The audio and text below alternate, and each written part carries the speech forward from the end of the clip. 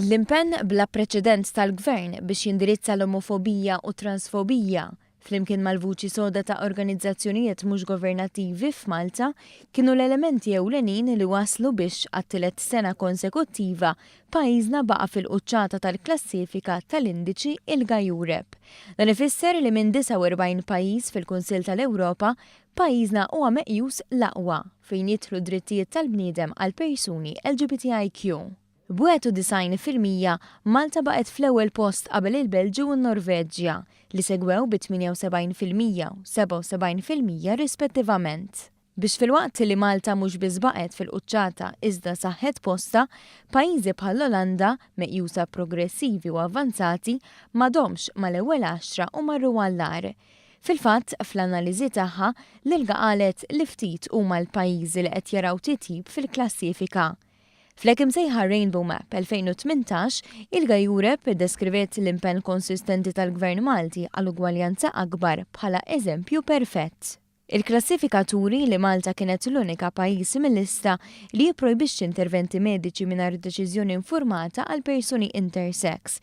Dan ikompli juri l-viżjoni ċara tal-Gvern li qed tissokta tpoġġi lil Malta fuq quddiem-nett tal-pajjiżi li jilleġislaw f'diversi oqsma sabiex jagħtu l-protezzjoni mistħoqqa liċ-ċittadini kontra kull forma ta' diskriminazzjoni.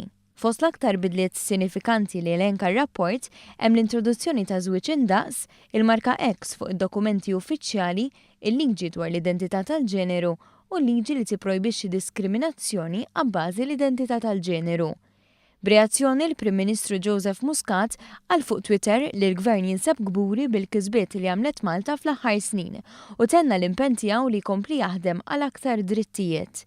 Il-Ministru tal-Ugwaljanza Helena Dalli esprimiet is-sodisfazzjon tagħha rikonoxximent li x-xogħol tal-Gvern fis-settur qed ikun rikonoxxut fuq livell Ewropew. Importanti għal pajjiżna illi nkomplu naħdmu, kull persuna għandu jkollha id-drittijiet tagħha, kull persuna għandu jkollha il-Gvern illi jgħinha biex tilħaq il-potenzjal kollu tagħha u għalhekk illi nkomplu naħdmu f'din id-direzzjoni, b'viżjoni sabiex kull persuna illi tgħix u taħdem f'pajjiżna tkun tista' timxi l qudiem. Biex dawn il-liġijiet mhux biss qed jibdlu l-ħajja ta' dawk li jolqtuhom direttament, iżda qed jibdlu l-perċezzjoni ta' Malta bħala pajjiż konservattiv u mwaħħal fi ħsibijiet tal-imoddi.